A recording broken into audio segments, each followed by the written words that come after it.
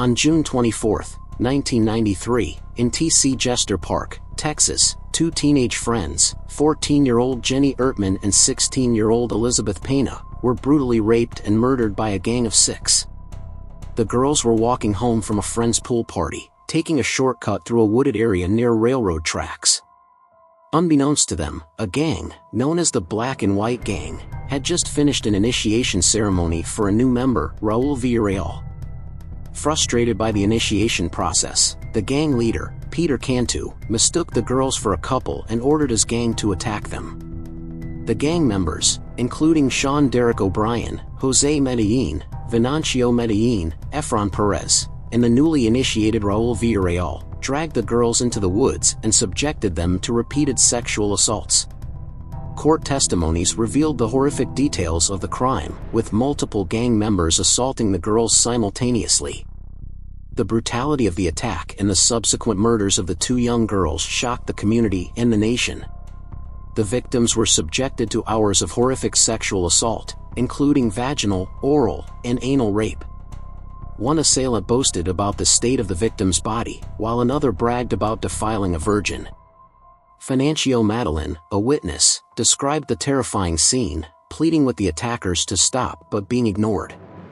The gang leader, Peter, escalated the violence, initiating the rape of Jennifer.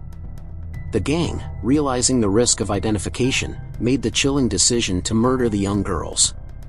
They dragged the victims into a wooded area, leaving Venancio behind due to his age. O'Brien and Villarreal brutally strangled Jennifer, first with a belt and then with her own shoelaces. Cantu, Jose Medellin, and Efron Perez followed suit, murdering Elizabeth in a similarly horrific manner, despite her desperate pleas for mercy.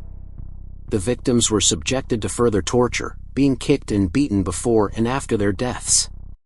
The assailants then returned to Cantu's residence, where his 16-year-old sister-in-law resided. Christina, noticing the blood on Villarreal and Perez, asked them about it. Medellin casually responded that they had enjoyed themselves and that the details would be in the news. He then admitted to raping 2 girls, callously commenting that one victim was tougher than expected and that a gun would have made things easier. The gang proceeded to divide the stolen money and jewelry, with Medellin taking a ring to give to his girlfriend. Feeling remorseful, Christina urged Joe to report the crime. Distraught over the girl's fate, Joe anonymously tipped Crime Stoppers with information about the murders and the location of the bodies. The bodies were discovered 4 days later, on June 28, 1993. Due to advanced decomposition, dental records were necessary for identification. The medical examiner's report revealed horrific details. Elizabeth had lost her 2 front teeth before her death, likely kicked out by Cantu's steel-toed boots. Jennifer's ribs were broken post-mortem. The discovery of the bodies sent shockwaves through Houston County.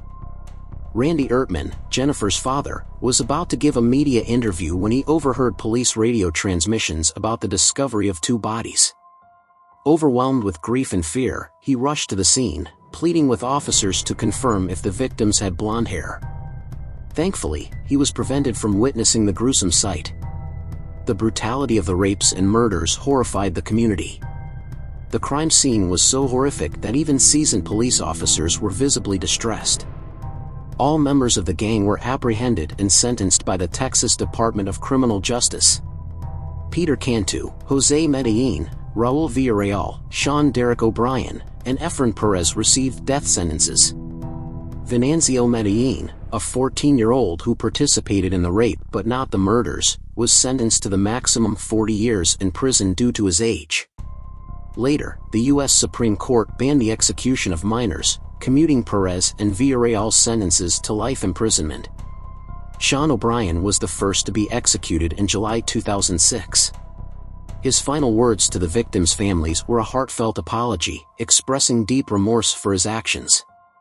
Despite this, evidence linked O'Brien to another murder 6 months prior to the killings of Jennifer and Elizabeth, though he was never charged.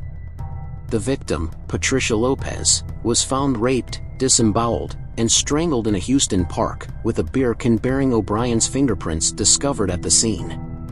Cantu was also implicated in this crime. Jose Medellin, executed in 2008, attempted to appeal his sentence on international grounds.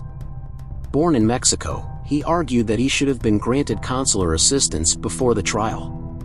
His case became an international controversy as the state failed to address whether this denial impacted his defense. Both families of Jennifer and Elizabeth strongly supported the execution of the perpetrators. Before his lethal injection, Jose Medellin offered a brief apology, expressing remorse for the pain he had caused and hoping for closure for the families. However, he emphasized the importance of avoiding hatred. Peter Cantu, the gang leader, was executed in 2010. Unlike Medellin, he offered no words of apology or remorse before his death. The brutality of his case led to two significant changes in Texas state policy. Judge Bill Harmon granted Jennifer's father, Randy Ertman, the unprecedented opportunity to directly address Cantu before his execution. Additionally, the case was instrumental in changing Texas law to allow victims' families to witness the execution of their loved ones' killers. Elizabeth's father, Adolfo Pena, expressed his belief that the death penalty was too lenient for the perpetrators, wishing that they had suffered as much as his daughter. He emphasized the immense pain the girls endured during their horrific ordeal. When asked about Cantu's silence, Pena stated that it would not have made a difference. He believed that Cantu deserved the death penalty for the heinous crimes he committed. Pena also acknowledged the enduring pain and grief experienced by the families, even 17 years after the tragedy.